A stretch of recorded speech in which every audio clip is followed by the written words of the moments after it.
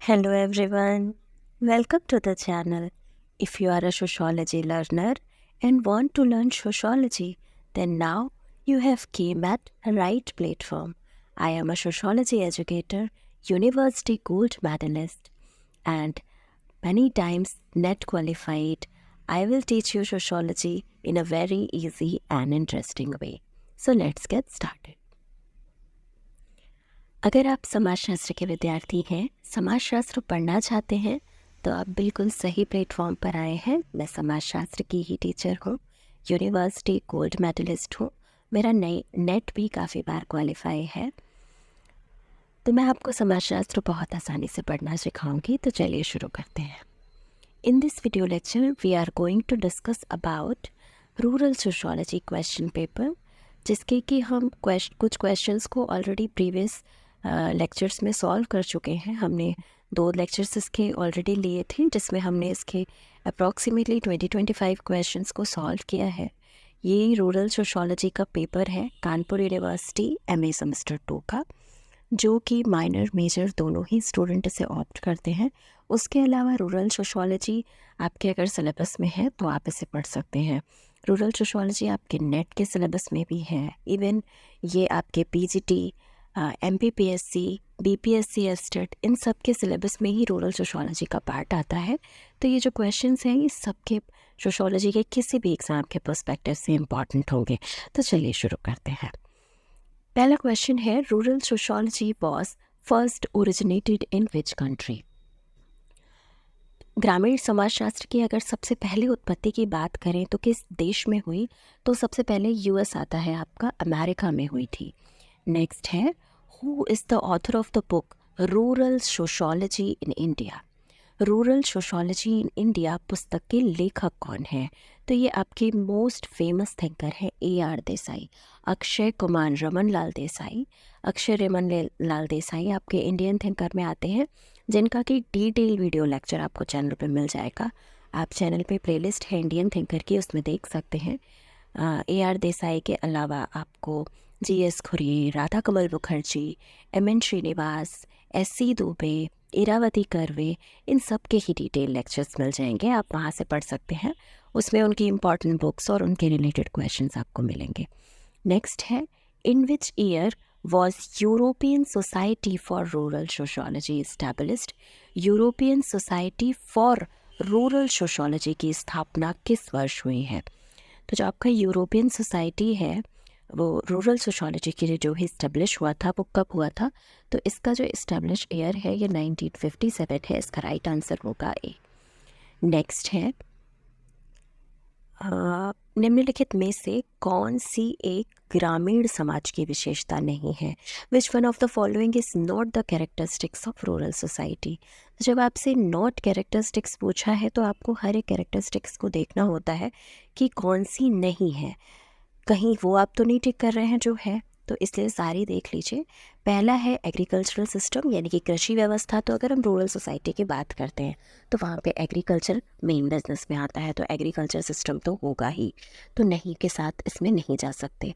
Next है caste system. आपको caste system भी रूरल सोसाइटीज़ में मिलता है, जाति व्यवस्था मिलती है। जजमानी सिस्टम, यानी कि जो जजमानी व्यवस्था होती है जिसमें जजमान और कमीन 2 चीज़ें आती हैं। जजमान आपके हायर कास्ट वाले लोग होते हैं और जो लोअर वाले होते हैं वो कमीन में आते हैं। ये पहले सिस्टम चलता था, सेवा के बदले में उसको कोई वो वस्तु दे देते थे, या सेवा के बदले में उनको कुछ भी अनाज या जो भी वो देना चाहे, तो ये जजमानी सिस्टम होता था। तो ये तीनों ही चीज़ें अगर आप देखें तो ये रूरल सोसाइटी की कैरेक्टरिस्टिक्स में आते हैं, यानी कि गुणों में आते हैं, उनकी विशेषताओं में आते हैं। लेकिन अगर हम फॉर्मल रिलेशंस की बात करें, यानी कि औपचारिक संबंधों की बात करें, तो ये रूरल सोसाइटी की कैरेक्टरिस्टिक नहीं होगा। अगर हम रिलेशंस को देखें तो 2 टाइप के रिलेशंस आप देखते हैं, एक होता है फॉर्मल और एक होता है इनफॉर्मल। तो जैसे कि फॉर्मल रिलेशन की बात करें तो अगर आप किसी ऑफिस में वर्क कर रहे हैं तो उसमें जो लोग हैं उनसे आपका रिलेशन जो होगा वो फॉर्मल होगा। ऑन दी अदर हैंड जो आपके घर वाले हैं, आपके फ्रेंड्स हैं, उनसे आपका जो रिलेशन होगा वो इनफॉर्मल होगा। तो जो भी ऑफिशियल है इस तरह से वो फॉर्मल में आता है। तो रूरल सोसाइटी में आपको इनफॉर्मल रिलेशंस देखने को मिलते हैं, अनौपचारिक संबंध देखने को मिलते हैं। ऑन दी अदर हैंड अगर हम सिटीज़ की बात करते हैं तो यहाँ आपको फॉर्मल रिलेशंस मिलते हैं। नेक्स्ट क्वेश्चन है, who coin the term little community. तो लिटिल कम्युनिटी जो टर्म है वो किसने क्वाइन किया है, लघु समुदाय की अवधारणा किसने दी है। आपने सुना है दोनों ही नाम, लघु समुदाय, बृहत समुदाय होते हैं, तो इसके बारे में कौन बात करता है। तो आपके एक मोस्ट फेमस थिंकर थे रॉबर्ट रेडफील्ड, वो बात करते हैं। उन्होंने बुक भी लिखी थी लिटिल कम्युनिटी करके। तो लिटिल कम्युनिटी और even little tradition great tradition की बात भी इन्होंने की है। लघु परंपरा और बृहत परंपरा की बात भी रॉबर्ट रेडफील्ड करते हैं। नेक्स्ट है, निम्नलिखित में से कौन सी एक लघु समुदाय की विशेषता नहीं है। अभी हमने ऊपर देखा कि लिटिल कम्युनिटी जो वर्ड है वो किसने क्वाइन किया है, तो अब है कि लिटिल कम्युनिटी की कैरेक्टरिस्टिक्स क्या है। देखिए, एक ही टॉपिक से अलग अलग तरीके से क्वेश्चंस भी आते हैं। अभी लिटिल कम्युनिटी का टर्म क्वाइन करने की बात आई, अब उसी की ही कैरेक्टरिस्टिक्स पूछ ली गई, तो ऑब्जेक्टिव्स में इस तरीके से क्वेश्चंस फॉर्म होते हैं। तो लिटिल कम्युनिटी की जब आता है कि कैरेक्टरिस्टिक नहीं है, तो हमें सारी कैरेक्टरिस्टिक्स को देखना है। तो पहला है स्मॉलनेस। तो जब बात आ रही है लघु समुदाय, तो उसकी लघुता जो है वो, यानी कि स्मॉलनेस जो है वो तो उसकी कैरेक्टरिस्टिक होगी ही होगी। नेक्स्ट आता है विशिष्टता, डिस्टिंक्टनेस, वो भी होगा। उसके अलावा सेल्फ सफिशिएंसी भी होगा, आत्मनिर्भर भी होगा, लेकिन उसमें हेट्रोजेनिटी आपको नहीं मिलेगी। हेट्रोजेनिटी नहीं, वहाँ पे आपको होमोजेनिटी मिलेगी। समुदाय छोटा होगा तो उसमें आपको होमोजेनिटी, मतलब एक जैसे लोगों की कैरेक्टरिस्टिक्स आपको मिलेंगी, उसमें आपको विषमता नहीं समानता मिलती है, होमोजेनिटी मिलती है। तो इसमें जो नहीं होगा कैरेक्टरिस्टिक वो होगा सी, राइट आंसर हो जाएगा सी। नेक्स्ट है, भारतीय परंपरा का आधुनिकीकरण पुस्तक के लेखक कौन है। Who is the author of the book modernization of Indian tradition. Modernization of Indian tradition बहुत ही फेमस बुक है, आपके मोस्ट फेमस इंडियन थिंकर की योगेंद्र सिंह की बुक है ये। इसका राइट आंसर होगा डी। नेक्स्ट क्वेश्चन है, the basic function of rural sociology is to discover the laws of development of rural society. Whose statement is this. ग्रामीण समाजशास्त्र का मूल कार्य ग्रामीण समाज के विकास के नियमों की खोज निकालना है। ये किसने बोला है। तो ये जो स्टेटमेंट है आपका, the function of rural sociology is to discover the laws of development of rural society, तो इसकी बात आपके AR देसाई करते हैं, जिनकी अभी हमने बुक भी देखी थी रूरल सोशोलॉजी इन इंडिया। इन्होंने जो बुक लिखी है, तो इन्होंने ग्रामीण समाजशास्त्र के मूल कार्य के बारे में भी बताया है। उन्होंने कहा कि जो ग्रामीण समाज है उसमें विकास के नियमों को खोज निकालना ग्रामीण समाजशास्त्र का जो फेमस काम है या बेसिक उसका फंक्शन है, वो यही है। ये किसका स्टेटमेंट था, ये आपका स्टेटमेंट है AR देसाई का। नेक्स्ट है, कृषक समाज की अवधारणा किसने दी है। Who gave the concept of peasant society. तो पीजेंट सोसाइटी की जो कंसेप्ट है ये आपके रॉबर्ट रेडफील्ड देते हैं। इसके अलावा पीजेंट एंड पीजेंट सोसाइटी जो बुक है वो बहुत ही फेमस बुक है आपके थियोडोर शनन की, ये भी कई बार एग्जाम्स में आती है। नेक्स्ट है, according to home peasant society is an intermediate position with tribal society on the one hand and urban society on the other. ये स्टेटमेंट किसका है, किसके अनुसार कृषक समाज मध्यवर्ती स्थिति में है। इसकी एक ओर जो है वो जनजाति समाज है और दूसरी ओर नगरीय समाज है। ये स्टेटमेंट किसका है, पहले इस स्टेटमेंट को समझ लेते हैं। इस स्टेटमेंट का मतलब ये है कि अगर हम बात करते हैं पीजेंट सोसाइटी की यानी कृषक समाज की, तो वो मिडिल पोजीशन पे आता है। उसकी एक तरफ तो क्या है, हमारे ट्राइबल सोसाइटीज़ आ जाती हैं गांव के, एक तरफ हमारी ट्राइबल सोसाइटीज़ हैं और दूसरी तरफ जो है वो हमारा नगरीय समाज है। ऐसा कह कौन रहा है, ये आपके जो थिंकर हैं AL क्रोबर इसको कहते हैं, क्रोबर का ये स्टेटमेंट है।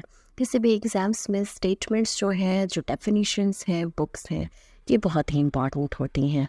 एंड इसको लर्न करने का पैटर्न एक है कि आप उसमें जो भी कीवर्ड्स हैं उन्हें हाईलाइट करके लर्न कर सकते हैं। अब जैसे कि इसमें आप ये कह सकते हैं peasant society is an intermediate position की बात की है, यानी कृषक समाज को मध्यवर्ती स्थिति में किसने देखा है, और एक तरफ वो जनजाति और दूसरी तरफ नगरीय समाज की बात कर रहा है, तो वो आपके AL क्रोबर है। नेक्स्ट है, which tribe of south Indian was studied by MN Srinivas. MN Srinivas द्वारा दक्षिण भारत की किस जनजाति का अध्ययन किया गया है। तो MN श्रीनिवास आपके मोस्ट फेमस इंडियन थिंकर में आते हैं, मैसूर नरसिम्हाचार्य श्रीनिवास इनका पूरा नाम था। और इन्होंने संस्कृताइजेशन, डोमिनेंट कास्ट वगैरह बहुत ही इम्पॉर्टेंट थ्योरीज दी हैं और बहुत ही इम्पॉर्टेंट बुक्स ये लिखते हैं। इनका भी डिटेल लेक्चर आपको चैनल पर मिल जाएगा, इंडियन थिंकर की प्लेलिस्ट में आप देख सकते हैं। उसमें आपको काफ़ी सारे इनसे रिलेटेड इन्फॉर्मेशन मिल जाएगी, आप उसे देख सकते हैं अगर आपने नहीं पढ़ा है एम.एन. श्रीनिवास को, क्योंकि ये इम्पॉर्टेंट थिंकर है आपका। इंडियन थिंकर में भी इम्पॉर्टेंट है, रूरल सोशोलॉजी में भी इम्पॉर्टेंट है। तो ये अभी आती है बात कि एम.एन. श्रीनिवास ने किस ट्राइब की स्टडी की है। स्पेसिफिकली जब साउथ इंडिया की बात आती है, यानी कि दक्षिण भारत में बात आती है, तो इन्होंने दक्षिण भारत में कुर्ग लोगों पे स्टडी की है और इन्होंने उससे रिलेटेड बुक भी लिखी थी।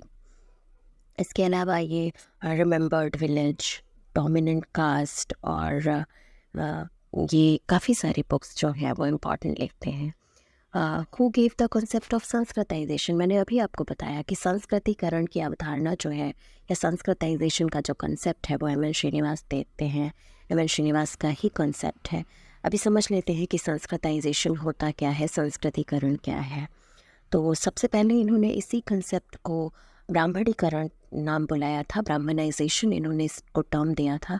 इनका कहना ये था कि जो भी नीचे कास्ट के लोग हैं या जो लोअर कास्ट के लोग हैं वो ब्राह्मण्स को फॉलो कर रहे थे, क्योंकि जो उनकी पोजीशन थी सोसाइटी में या उनका जो स्टेटस था वो अच्छा नहीं था।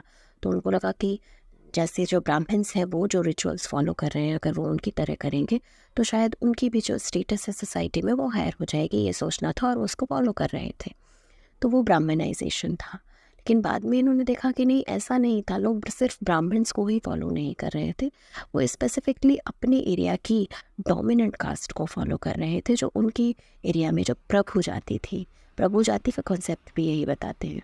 प्रभु जाति जो होती है वो बेसिकली आपके जो लोग नंबर्स में ज़्यादा हो, जो आपके नंबर में ज़्यादा हो, जिनके पास संख्या बल, संख्या शक्ति ज़्यादा हो, जिनके पास पॉलिटिकल पावर, पैसा सब ज़्यादा हो।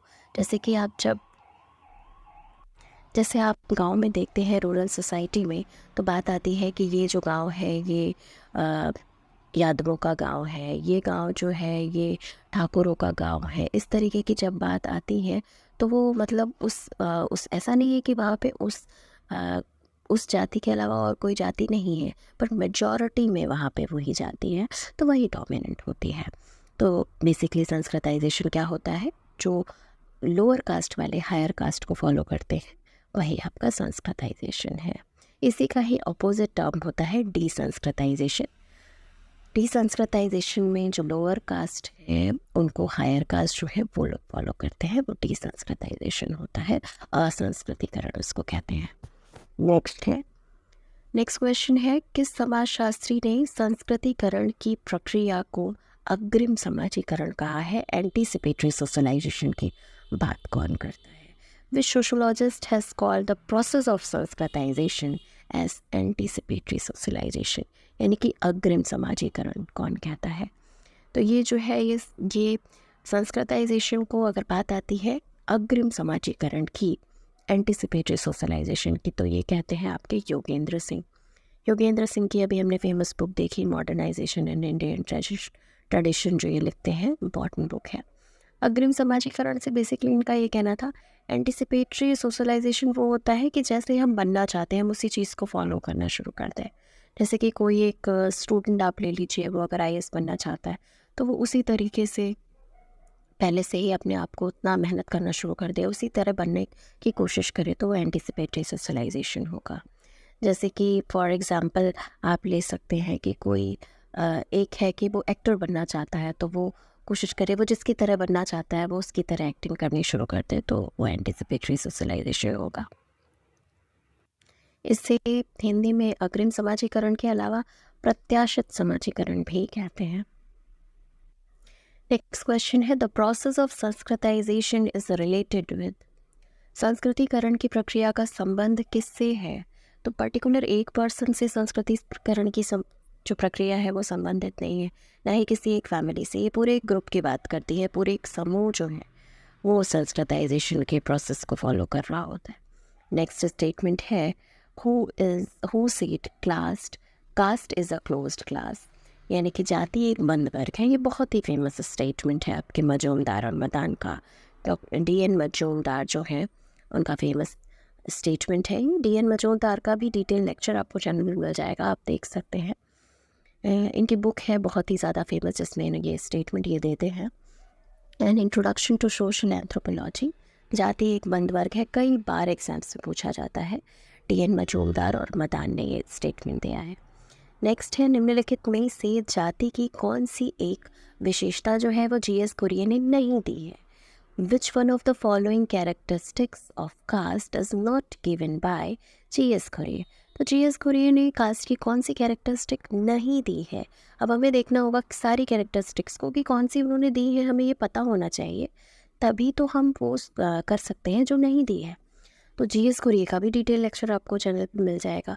जी.एस. कुरियन कास्ट की टोटल 6 कैरेक्टरिस्टिक्स की बात करते हैं, तो इसमें से कोई एक कैरेक्टरिस्टिक ऐसी दी गई होगी जो उन्होंने नहीं बताई है। पहला दिया हुआ है सेगमेंटल डिवीजन ऑफ सोसाइटी, जिसकी की बात यानी कि समाज का खंडात्मक विभाजन, ये जी.एस. कुरियन ने बताया है कि जो जाति है उसकी एक विशेषता है कि वो समाज को खंडों में विभाजित कर देती है या टुकड़ों में विभाजित कर देती है। और नेक्स्ट ये कह रहा है हायरार्की यानी कि संस्तरण, तो ये भी उन्होंने बताया है, हायरार्की की बात वो करते हैं। नेक्स्ट है लैक ऑफ म्यूचुअल कोऑपरेशन, तो पारस्परिक सहयोग का अभाव जैसा जो कैरेक्टरिस्टिक है ये जी.एस. कुरियन नहीं बताते हैं। तो इसका राइट आंसर सी ही होगा।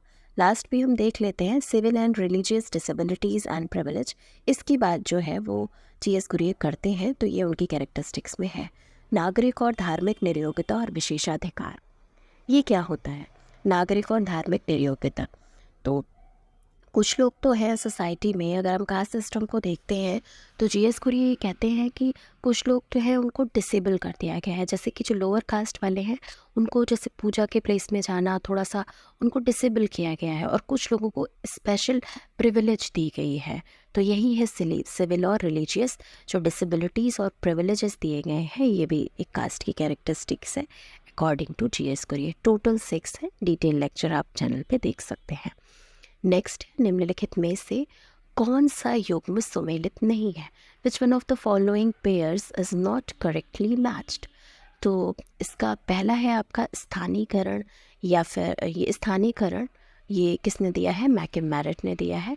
पैराकोलाइजेशन की बात मैकमेरिट कहते हैं, ये स्टेटमेंट ठीक है आपका, ये सही आपका पेयर है। नेक्स्ट है डोमिनेंट कास्ट, जिसको भी अभी हम डिस्कस भी कर रहे थे जब हमने संस्कृताइजेशन की बात की, तो हमने डोमिनेंट कास्ट की भी बात की। तो प्रभु जाति की जो अवधारणा है वो एम.एन. श्रीनिवास ने दी है, ये भी सही स्टेटमेंट है। उसके बाद आता है लिटिल कम्युनिटी, इसको भी हमने अभी देखा था कि लिटिल कम्युनिटी जो वर्ड है ये कौन क्वाइन करता है, तो रॉबर्ट रेडफील्ड क्वाइन करते हैं, ये भी ठीक मैच्ड है। पीजेंट सोसाइटी मिल्टन सिंगर का कंसेप्ट नहीं है, तो पीजेंट सोसाइटी और मिल्टन सगर जो है ये राइट आंसर नहीं है। तो इसका जो करेक्टली मैच्ड आंसर है ये सारे 3 ऊपर वाले करेक्टली मैच्ड हैं, और जो पीजेंट सोसाइटी एंड मिल्टन कंसर है करेक्टली मैच्ड नहीं है। नेक्स्ट क्वेश्चन है, who wrote the book named the remembered village. The remembered village book जो है वो किसकी है, ये भी हमने आपसे डिस्कस किया था। ये एम.एन. श्रीनिवास की फेमस बुक है रिमेंबर्ड विलेज, एम.एन. श्रीनिवास लिखते हैं इसको। नेक्स्ट है, राजस्थान के गांव राणावतों की सादड़ी का अध्ययन किसने किया है। Who studied the village of Rajasthan, राणावतों की सादड़ी। तो ये जो है ये बी.आर. चौहान ने स्टडी की है यहाँ पे। राणावतों की सादड़ी जो एक गांव है राजस्थान का, उसकी स्टडी जो है वो बी.आर. चौहान करते हैं, आपके इंडियन थिंकर में आते हैं। एंड रिमेंबर्ड विलेज के अलावा भी एम.एन. श्रीनिवास की और बुक्स हैं जो इम्पॉर्टेंट हैं आपके सिलेबस में, वो भी आप एम.एन. श्रीनिवास के डिटेल लेक्चर में देख सकते हैं। नेक्स्ट है, निम्नलिखित में से कौन प्राथमिक नातेदार नहीं है। Which among of the following is not a primary kinship.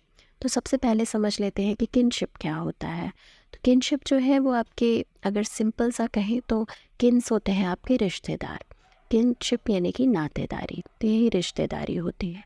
इसको प्राथमिक, द्वितीयक और तृतीयक, प्राइमरी, सेकेंडरी और टर्शरी, ये 3 टाइप बताए हैं। आपके एक फेमस थिंकर है मर्डॉक, वो बताते हैं total number of primary kinship में, वो बताते हैं कि 8 टाइप ऑफ किन्स होते हैं। उसके अलावा सेकेंडरी में उन्होंने 33 बताए हैं, और टर्शरी में वो 151 बताते हैं, तृतीयक में वो 151 बताते हैं। अब यहाँ पे आपसे पूछा है कि जो प्राथमिक नातेदार होते हैं वो कौन सा नहीं है। तो अगर हम बात करें प्राइमरी किनशिप की, तो प्राइमरी में आपके बिल्कुल क्लोज रिलेशन या आप कह सकते हैं आपके ब्लड रिलेटिव्स आते हैं।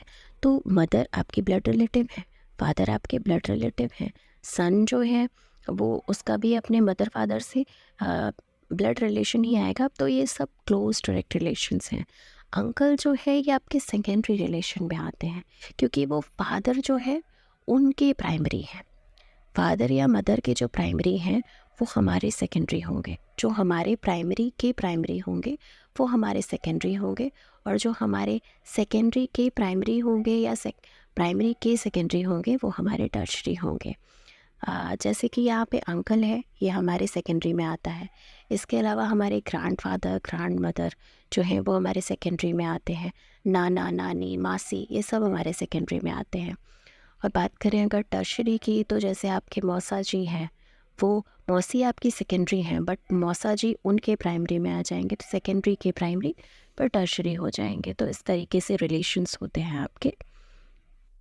नेक्स्ट क्वेश्चन है, how many characteristics of caste described by G S. Kurien.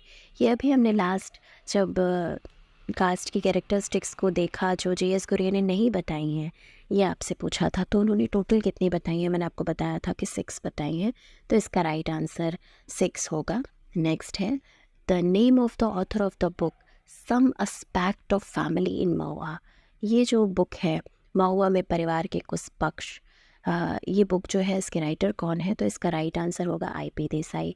इनका भी डिटेल लेक्चर आपको चैनल पे मिल जाएगा आई.पी. देसाई का, आप वहाँ से पढ़ सकते हैं। ये सारे ही जो इंडियन थिंकर हैं आपके रूरल सोशोलॉजी में भी इम्पॉर्टेंट हैं। स्पेसिफिकली आपके सिलेबस में डिफ़ाइन नहीं करेगा कि आई.पी. देसाई, बट क्योंकि उन्होंने जॉइंट फैमिली की स्टडी की है, उन्होंने फैमिली के बारे में बताया है, और ये आपकी रूरल सोसाइटी के टॉपिक्स में आते ही हैं। फैमिली हो गया, जॉइंट फैमिली हो गया, तो ये सब आप किनशिप है, ये सब आपके लिए इम्पॉर्टेंट है, तो आपको उन थिंकर्स को भी पढ़ना है। अब जैसे हम रूरल सोशोलॉजी की बात करते हैं तो कास्ट आता है, और कास्ट पे जितने थिंकर्स ने काम किया है तो वो सब इम्पॉर्टेंट हो जाते हैं, चाहे वो आपके जी.एस. कुरियन हो, मजूमदार या मदान, और भी जो थिंकर कास्ट के बारे में थ्योरीज़ देते हैं। कास्ट की थ्योरीज़ भी इम्पॉर्टेंट होती हैं। जैसे कि अगर जी.एस. कुरियन की बात करते हैं तो वो ब्राह्मणिक थ्योरी ऑफ कास्ट देते हैं। तो ऐसे ही आपकी चीज़ें इंपॉर्टेंट हो जाती हैं, रेलिवेंसी होती है। स्पेसिफिकली सिलेबस में कुछ चीज़ें दी होती हैं, कुछ नहीं भी दी होती हैं।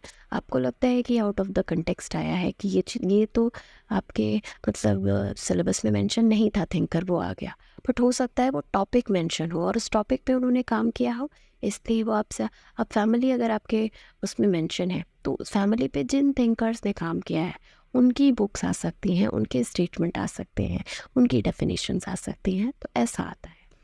नेक्स्ट है, निम्नलिखित में से कौन सी संयुक्त परिवार की विशेषता नहीं है?